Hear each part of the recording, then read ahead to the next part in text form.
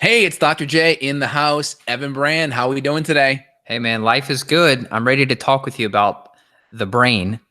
I've been trying to figure out if my brain is messed up or what. So you've been giving me some good advice. We were reviewing lab results together off air. So it's always fun. It's less fun when you have to dig into the trenches on your own, but it's still fun. So I appreciate your time this morning. Oh, absolutely. I'm really excited to chat with you about a whole bunch of things we can do to improve brain health, as well as kind of natural nootropics, which are just essentially compounds, medicinal compounds, even some kind of pseudo pharmaceutical compounds to help improve cognitive function and brain performance. So, why don't we dive in? So, off the bat, one of the first things we can do to help improve brain performance is decrease inflammation in the brain. That's like the low hanging fruit. The more inflamed we are neurologically, the more microglial cell activation we're going to have. And that's going to create brain fog, right? Microglial cells are these immune cells in the brain. And the more inflammation we have, the more these brain cells or these immune cells get activated. And part of the side effect of inflammation in the brain and this immune reaction is going to be brain fog and cognitive issues. So the first thing, we decrease inflammation. How do we do that? We do it by cutting gluten and refined sugars and refined carbohydrates out. That's going to be the first thing. The inflammatory grains and or refined junk and trans fats, these things are going to be more inflammatory to the gut. Inflammation in the gut is going to cause inflammation in the brain. So the more we can actually help our gut, the more we're going to help our brain. And then the second thing is actually decreasing dysbiotic bacteria. Dysbiotic bacteria has a compound called LPS, lipopolysaccharide, or another term for it's actually called endotoxin. And that can make its way through the gut into the bloodstream to the brain and can create mood issues and cognitive issues as well. So getting the inflammation in the gut, getting the stress out of the diet is going to be huge for cognitive health.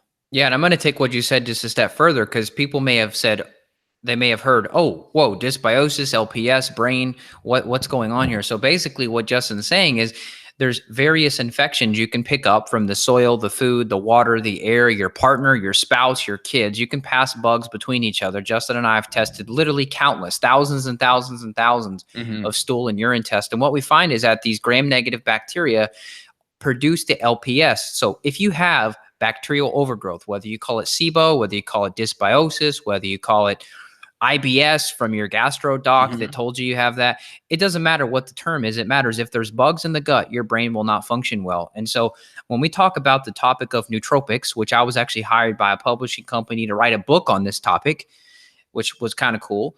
Uh, the thing is, you can't go straight to the brain pills or the smart pills or the smart drugs. You can't go straight to that if you just haven't addressed the gut and you haven't addressed the diet. Like you see some dude, drinking a 5 hour energy and he's eating like a gluten-free cupcake, but he wants to improve his brain function. It's like, you know, smart drugs and nootropics, this is like a level 301 course. Like 101 brain health is the stuff you just mentioned, the gut, the diet, etc.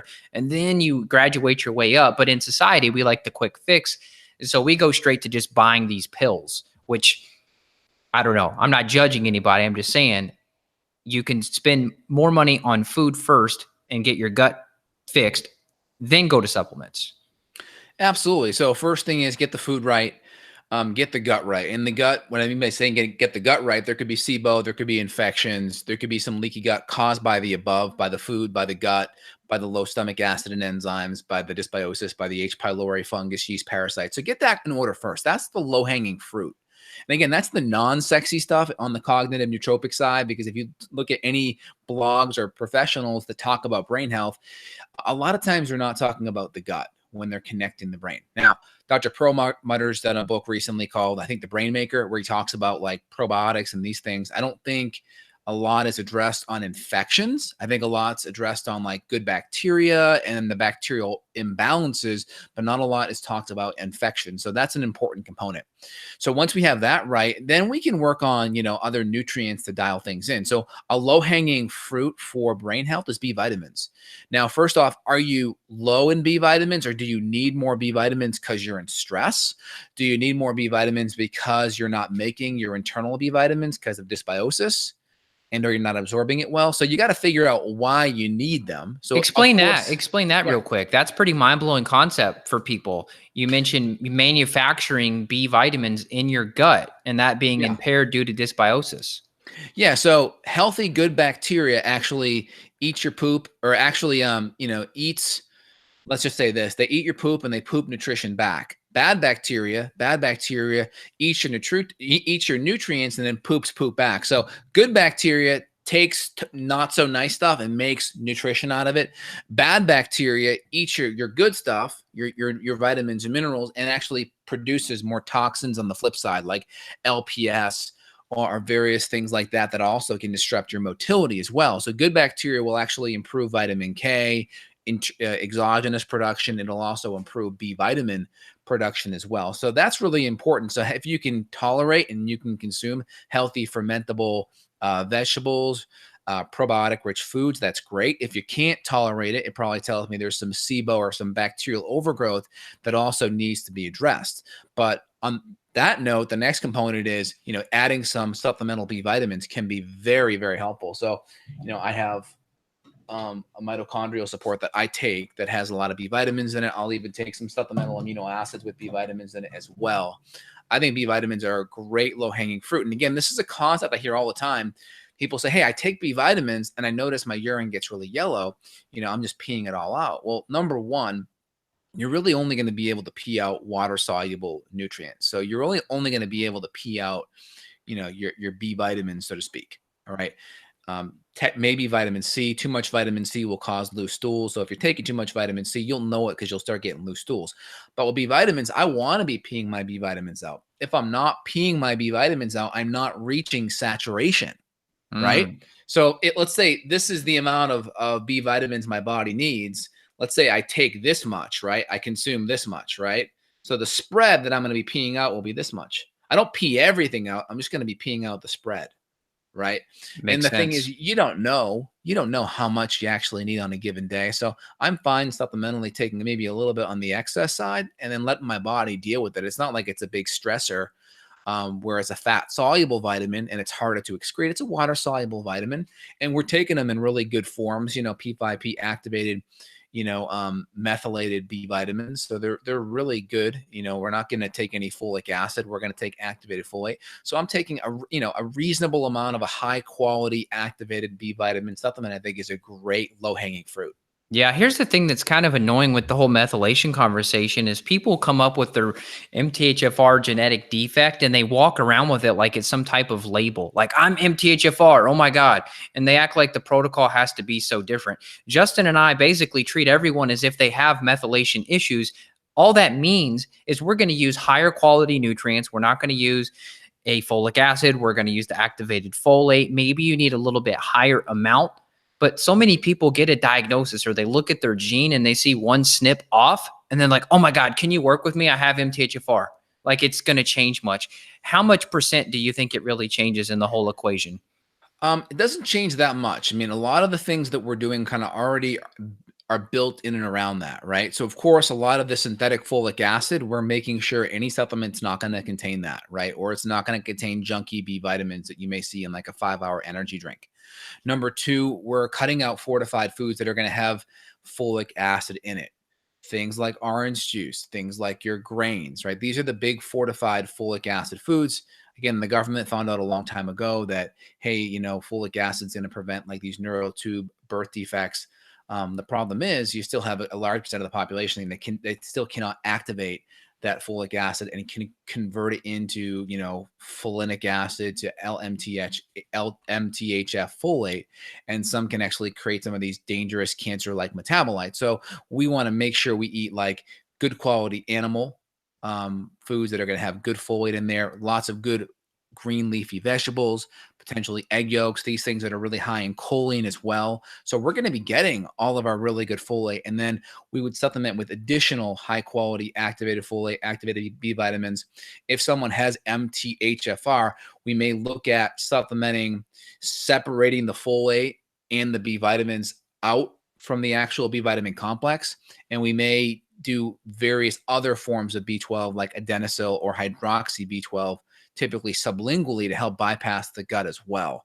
But there's three major rabbit holes in functional medicine. MTHFR is one, the other one is Lyme, and the third one is mycotoxins. And the reason why is because any symptom can be tossed in the basket of those three conditions.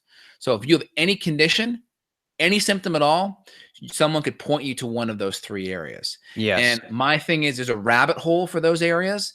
And if you focus on one of those three, you may be missing the simple low-hanging fruit underneath, where we should be starting first. So I look at it and say, okay, maybe we go down those avenues, but we're going to deal with diet, lifestyle, digestion. We're going to look at your hormones. We're going to look at your gut. We're going to look at toxicity. We're going to make sure you're infection free. We're going to make simple changes. We're going to kind of write off all the foundational stuff. And then we may look at doing testing down below to look deeper if we're not seeing resolution. But I can't tell you how many patients I see that are complaining of MTHFR or Lyme or mycotoxin or mold issues, and they have multiple gut infections. Their diet sucks. They're not digesting their food. They don't have good absorption of their nutrition. They're not sleeping well. They have significant nutrient deficiencies, very poor neurotransmitter function, and they're sitting worried about these little rat holes that you can go down. Not saying those little rat holes or rabbit holes in functional medicine aren't legitimate. I'm not saying that. What I'm saying is they need to be looked at later on. They're not the low-hanging fruit. And because any symptom you have could be put in one of those three categories, it's really easy to be jumped on that track. Yes. Well, and it sounds sexy too. And Yes. one of our mutual friends and colleagues, Jay Davidson, he's a chiropractor who focuses a lot on Lyme. He actually turned the corner and he used to just do Lyme. Everything he saw was Lyme. And all these protocols he did were all Lyme protocols. So you know what? Last time we talked and I interviewed him for my summit, he goes, Evan, he goes, you've been doing it right all along. And I was like, what are you talking about? And he goes, well, treating Lyme disease, I used to go straight after Lyme. He goes, I don't do that anymore. I go after the parasites because it turns out if you just get rid of parasites and bacterial infections and you treat those, the Lyme disappears with it. He said, so here I was doing all these Buhner protocols and these other protocols for Lyme, but I should have just went after parasites and bacteria. And now his success rate is even higher. So that just makes me happy. Yeah. And also a lot of the herbs we may use to go after some of the gut stuff will have some anti-Lyme effects as well. So cat's claw is a big, anti-Lyme one, but it's also really good for biofilms. Higher dose berberine and golden seals, also helpful for Lyme. Silver is also a really good biofilm buster. It's also helpful for Lyme. So there's a lot of the adrenal supports like Eleuthero and ashwagandha, which are really good for the adrenals, also helpful for Lyme. So a good functional medicine practitioner, they're going to create a protocol that has a pretty good net where it's targeted, but other things that we're not going after specifically may still get helped underneath that umbrella. I love saying that. I love saying like, hey, we're going to kill things that might not even show up on a test. For example, like maybe we got a false negative of a parasite, but we did this protocol to kill the bacteria, but the herbs to kill the bacteria also have anti-parasitic benefit. So maybe we got rid of something that you didn't even know was there that was affecting you. So that's the fun thing. Now, let's go back to the topic of the brain. You mentioned a few things. You mentioned the cat's claw. Cat's claw can be considered something that can help the brain. You mentioned ashwagandha. You mentioned adaptogenic herbs. You and I love adaptogens. We know that whether we're talking holy basil or rhodiola or American ginseng, or you've got like Korean ginseng, there's many, many ginsengs.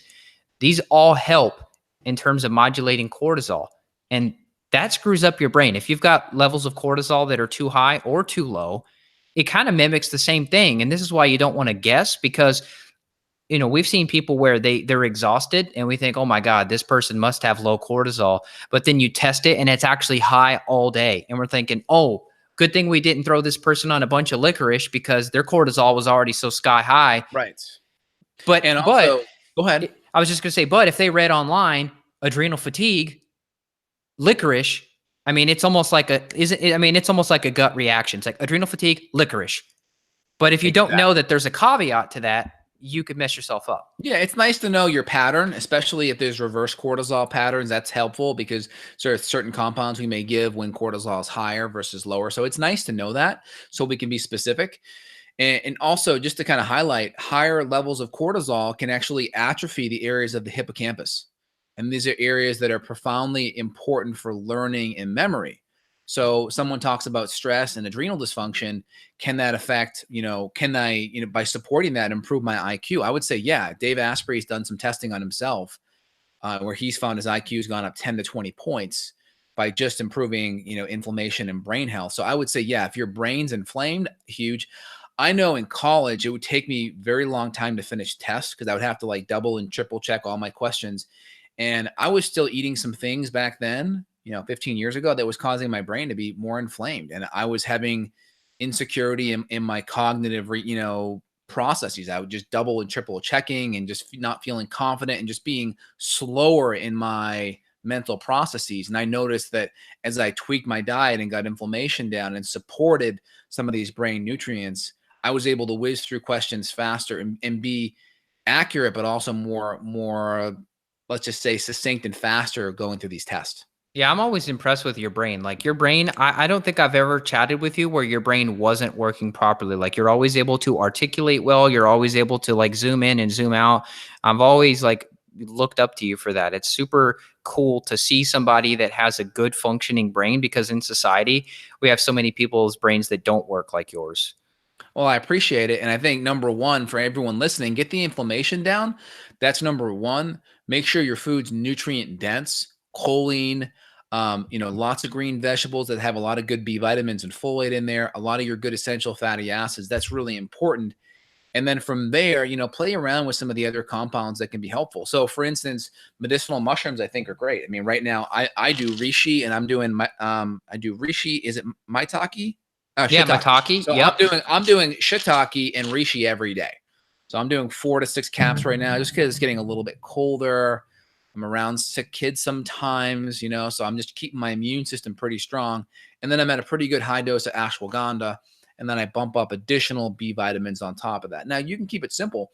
For me and for my job, I'm constantly having to program. I mean, like run through mental programs and thinking and troubleshooting. I want that high level of cognitive stuff. So you got to figure out where you're at, how stressful your life is on a cognitive side, and then you can kind of dose things in more steadily. If your job isn't that stressful, then maybe just a good diet and just a few supplements is fine. If you're a programmer or you're constantly problem solving, then maybe you need more nutrients for the brain.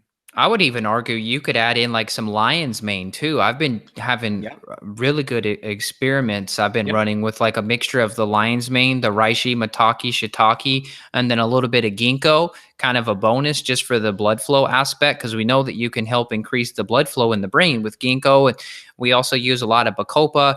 You and I've used vinpocetine before, which comes Yep. from, I think it's the periwinkle plant.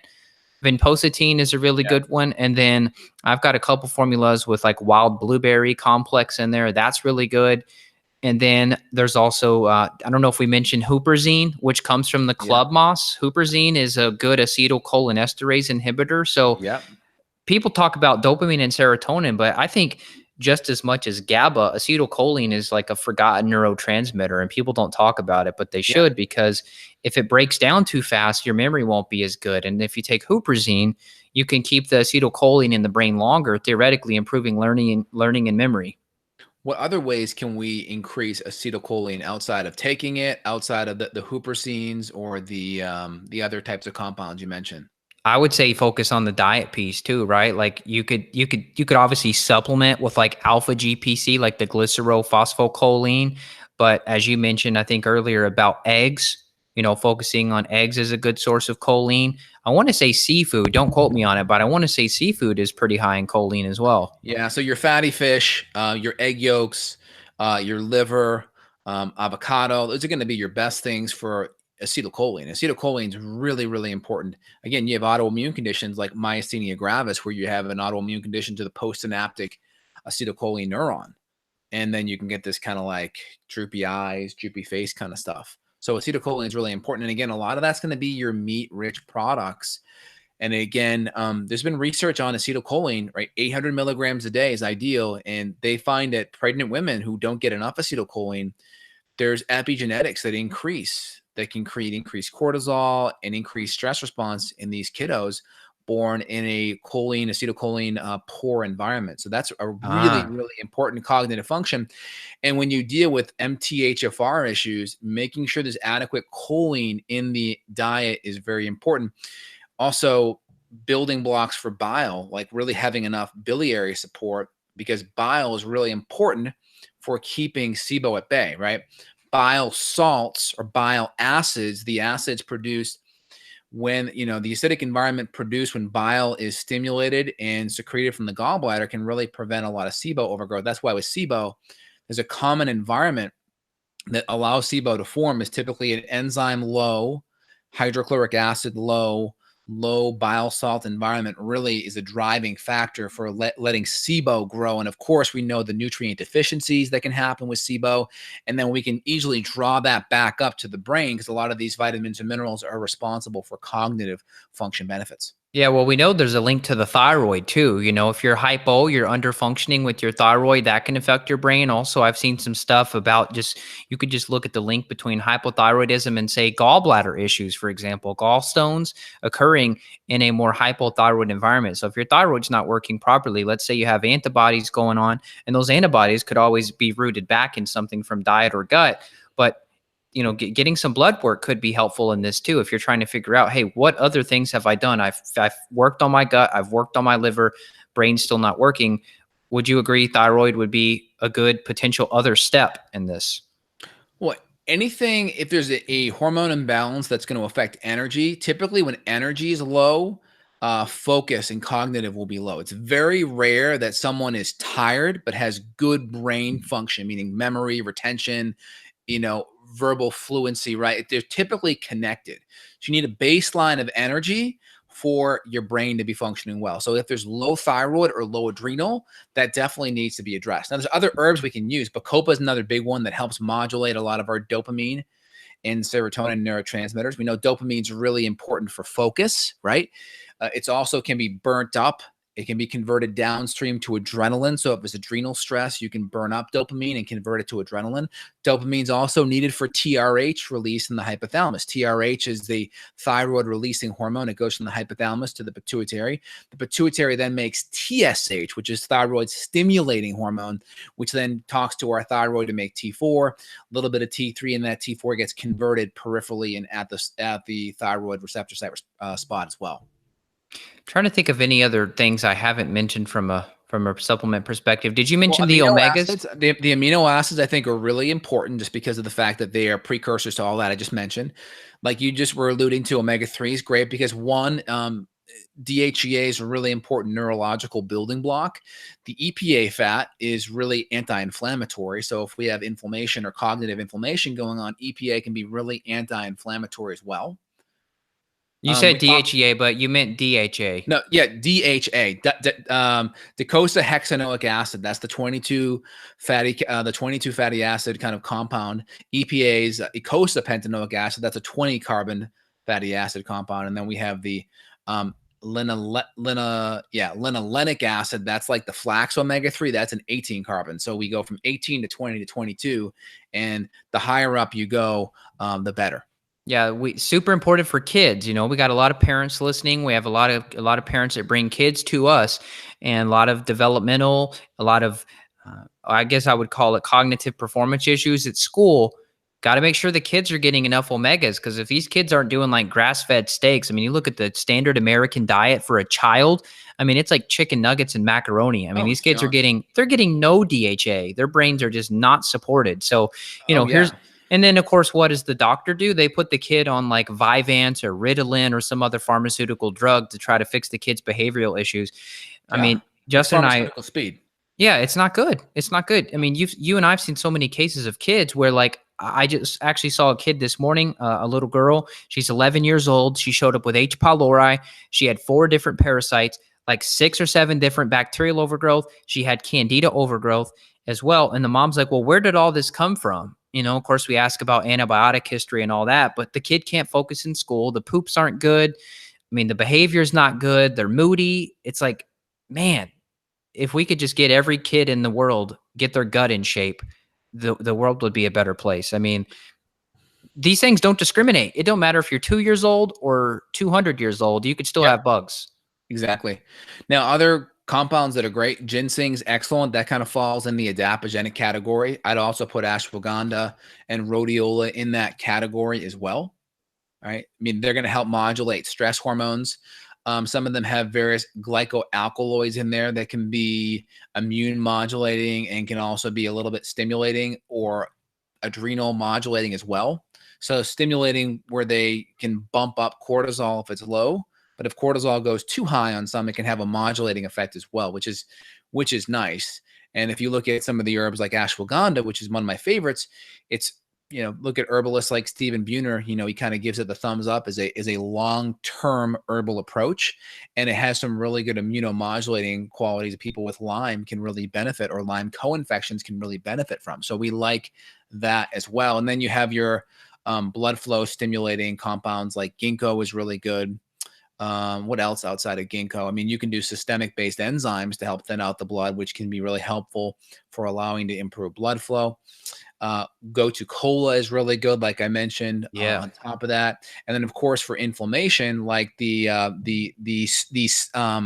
GPC, these various choline compounds can be really anti-inflammatory to the brain, and then things like resveratrol can be excellent. I went to a conference where a coach was interviewed for one of the major football university. I think it was Oregon or Oregon State, and he talked about that a lot of the college players now are getting like diluted grape juice or diluted like juice grapes after practice, because they found that the resveratrol and some of the modulating compounds in there can help with brain inflammation. So they're starting to wise up to this stuff at the higher collegiate levels where brain trauma is happening. I mean, I would supplement that as well. I mean, these guys are more active, so if there's any extra sugar in there, it's probably not a bad thing, but most people may do better with just the extract without all the extra sugar along with it. I would agree. Yeah. And it's probably more pure in extract form versus like some conventional glyphosate sprayed grapes. You mentioned the fish oil. I mean, Exactly. we could technically probably say that fish oil would be something for the blood flow because it is thinning the blood a little bit. It is thinning the blood. And then your other anti-inflammatories like curcumin as well, I think, are also very helpful because they help reduce inflammation and they can have some immune modulating quality. So I like that. I mean, if you can reduce inflammation, that's going to have a cognitive benefit. If you can reduce inflammation in the brain, like some of these choline compounds and or resveratrol, curcumin compounds, that can also be excellent as well. Anything else you want to highlight there? Yeah, I would say CBD, cannabidiol. I use it almost every day. I've given it to a lot of my clients. Benefits, yeah. Tons of good benefits, kind of balancing out your CB1, CB2 receptor sites that you have everywhere in the body. Now, some people, if we're talking like from a pain perspective, CBD alone doesn't help that much with the pain. They may need a little bit of THC, but you've got to be in a state where you can access the THC. There's like 30 different states in the US with either medical or recreational. All of our Canada listeners, they just legalized cannabis completely. So the doors are wide open now for people to get it. And, it may only take a small amount, like a 20-to-1 CBD to THC ratio to really help with pain, inflammation in the brain. I've had some people who they just get miraculous results. Now, it's not a root cause, right? Like it's not a deficiency of CBD oil. Some may argue there is such thing as an endocannabinoid deficiency. Like we know cannabinoids are naturally in breast milk. So we could argue that we're built to have these. But I still think the other root causes, you got to hit those first. If this helps you, great, but make sure you still like fix your gut. I could have taken all the CBD in the world, but I still had IBS because I had gut issues. Yeah. And what about beta endorphin? How's beta endorphin connected with CBD? Because beta endorphin is kind of our natural anti-pain antidepressant, right? I don't know if CBD modulates it. Like when I think of beta endorphin being modulated, I think of more like kratom, but I don't know if CBD can affect that. I won't say it does because I'm not sure.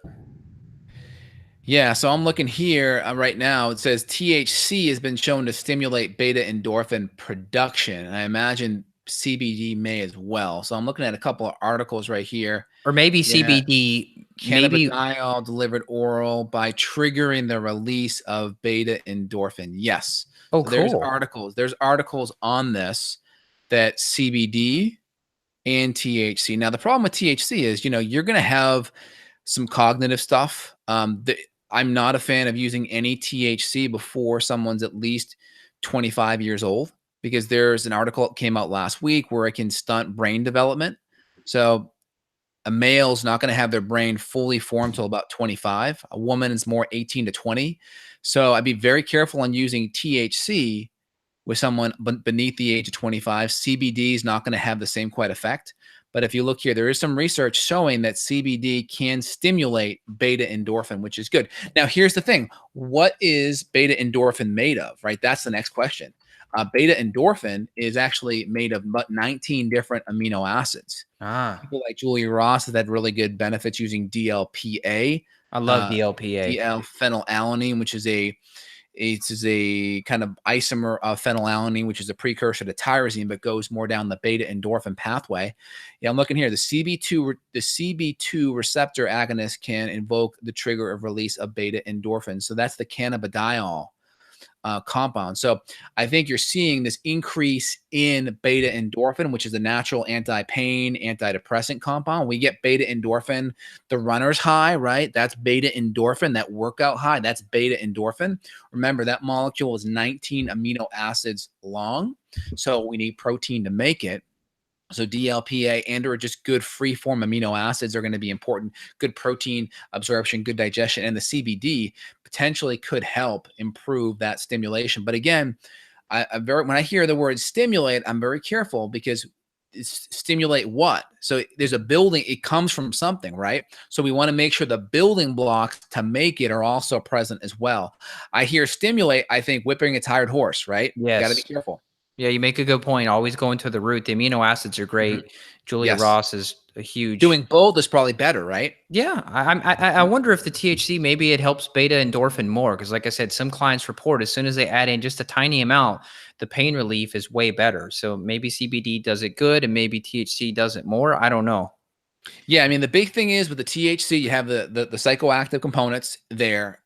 You have a little bit of a decrease in memory and motivation, and then you have a little bit slower reaction time. So you have some things, and there's some research there to say, hey, it can decrease cognitive development as well. So if you're going to use THC, don't use it till if you're a guy until your late 20s.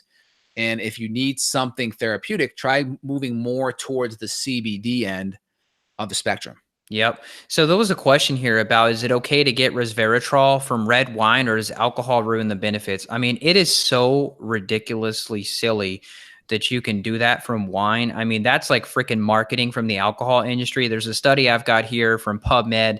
They call it the analysis of resveratrol in wines, and they're looking at all these different types. For example, most of the red wines tested, they were getting 0.36. This is 0.36 milligrams per liter of wine. We're talking less than half of 1 milligram per liter of wine. I'm sure there's some that have higher, but that was like the average. They found that white wines, they contained an average of 0.5 milligram, so a half of 1 milligram of resveratrol per liter. And Right. when Justin and I use a resveratrol supplement, I mean, typically we're doing what, 500 milligrams, if not more.